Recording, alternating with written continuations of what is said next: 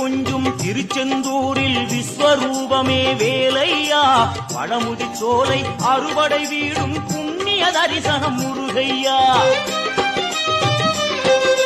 திருநீர் அணிந்து வரும் போது நெஞ்சில் நிம்மதி பிறக்குது கந்தையா.